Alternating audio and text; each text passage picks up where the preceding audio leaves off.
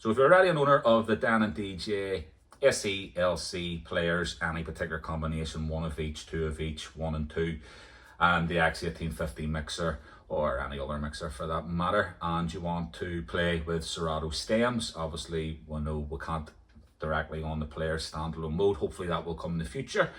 But what we can do is bring an additional MIDI controller in and map those stems functions to it. If you have a DJ controller that doesn't already have its own pad mode for stems, so the Rain 4 has it, for example, if you plug another controller in, you'll have an option to replace a pad mode with stems. So for example, you could say, I'll take the slicer and replace it with stems.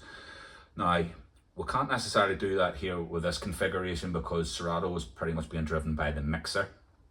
The players just become controllers, but it's not them that you're accessing Serato, it's the mixer. So that option in the settings in Serato it's not there, it's not present.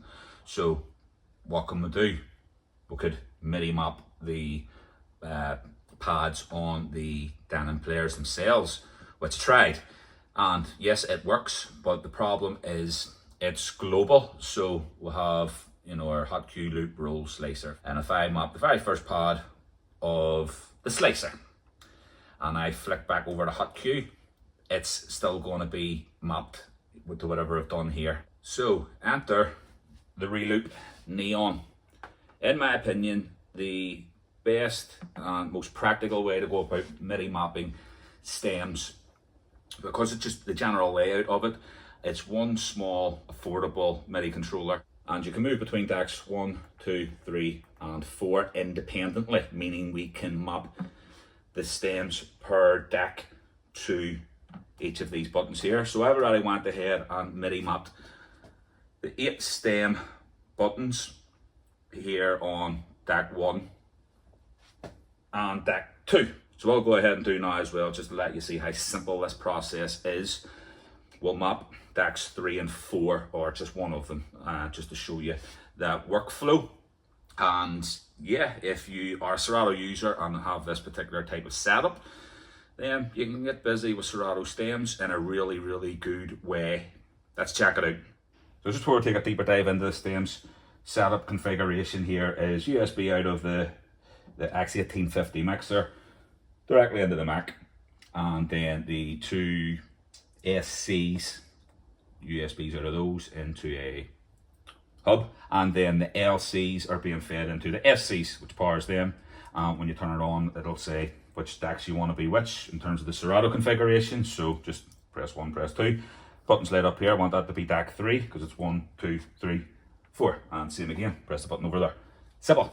So let's get this track going here on deck 1. I'll just flick in a bit to a break where there's a bit of a vocal.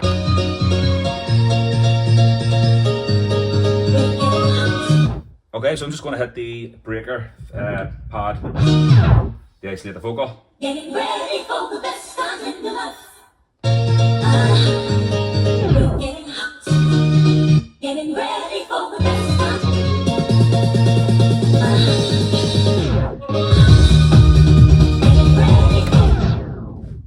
Works just how it should. So that's on deck 1.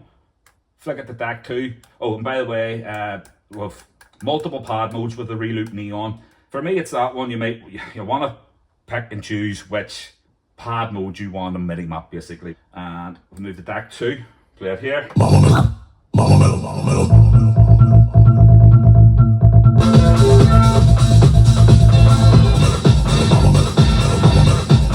I got that Mama Mellow vocal thing. So again, let's just isolate that.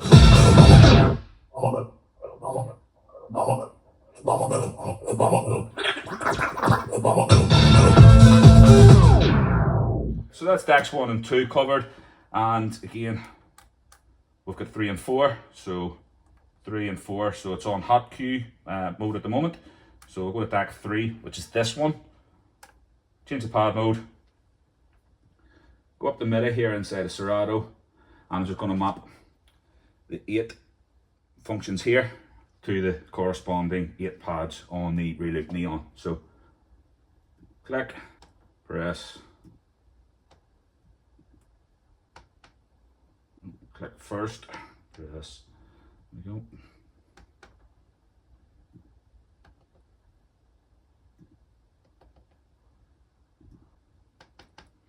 Alright, so they're all doing their thing. And again, just isolate the vocal. I wanna make you dance. I wanna make you dance. I wanna make you dance. I wanna make you dance. I wanna make you dance. I wanna make you dance. Easy as that.